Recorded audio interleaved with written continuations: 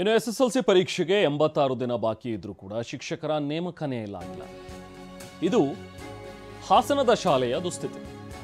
ಈ ಹಾಸನದ ನಗರನಹಳ್ಳಿ ಸರ್ಕಾರಿ ಪ್ರೌಢಶಾಲೆ ವಿದ್ಯಾರ್ಥಿಗಳು ಪಾಪ ಕಣ್ಣೀರು ಹಾಕ್ತಾ ಇದ್ದಾರೆ. ಹಾಸನ ಜಿಲ್ಲೆಯ ಹೊಳೆನರಸೀಪುರ ತಾಲೂಕಿನ ನಗರನಹಳ್ಳಿಯಲ್ಲಿ ಶಿಕ್ಷಕರ ಕೊರತೆ ಇದೆ. ಶಿಕ್ಷಕರಿಲ್ಲದೆ ಇರೋದ್ರಿಂದಾಗಿ ಮಕ್ಕಳು ದಿನನಿತ್ಯ ಪರದಾಡುವಂತಾಗಿದೆ. ಇನ್ನೇನು ಎಕ್ಸಾಮಿಗೆ 86 ದಿನ ಮಾತ್ರ ಬಾಕಿ ಇದೆ. ಇನ್ನು ಪೋರ್ಷನ್ಸ್ ಆಗಿಲ್ಲ, ಪಾಠಗಳೇ ಆಗಿಲ್ಲ. ಇಲ್ಲಿ ಶಾಲೆಯ ಅವ್ಯವಸ್ಥೆ ಬಗ್ಗೆ ವಿದ್ಯಾರ್ಥಿಗಳೊಂದು ವಿಡಿಯೋ ಮಾಡಿ ಅದನ್ನು ವೈರಲ್ ಮಾಡಿದ್ದಾರೆ. ಈಗ ನೋಡಿ, ಶ್ರೇಯಸ್ ಪಟೇಲ್ ಅವರೇ, ದಯವಿಟ್ಟು ಇತ್ತ ಕಡೆ ನೋಡಿ, ಗಮನ ಹರಿಸಿ. ನಿಮ್ಮದೇ ಕ್ಷೇತ್ರ, ನಿಮ್ಮ ಜಿಲ್ಲೆಯಲ್ಲಿ ಇಂಥ ಒಂದು ಪರಿಸ್ಥಿತಿ ಇದೆ. ನಮ್ಮಲ್ಲಿ ಗಣಿತ ಮತ್ತೆ ಕನ್ನಡ ಇರೋದೇ ಇಬ್ಬರೇ ಟೀಚರ್ಸ್ ಪರ್ಮನೆಂಟ್ ಆಗಿ.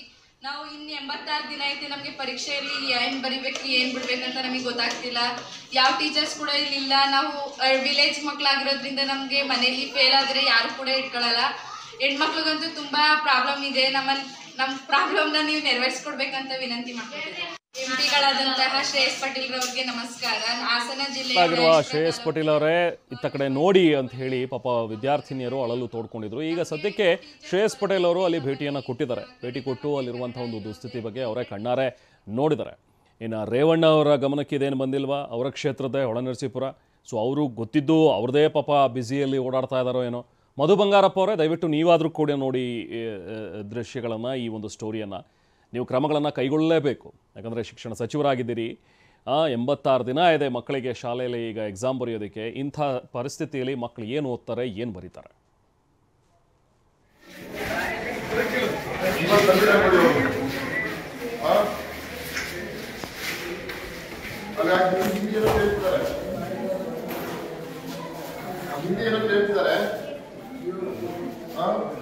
ಅದೊಂದು ಮತ್ತೆ ಟೀಚರ್ಸ್ ಸ್ವಲ್ಪ ಇಲ್ಲಂದ್ರೆ ಎಲ್ಲ ಕಡೆ ಸ್ವಲ್ಪ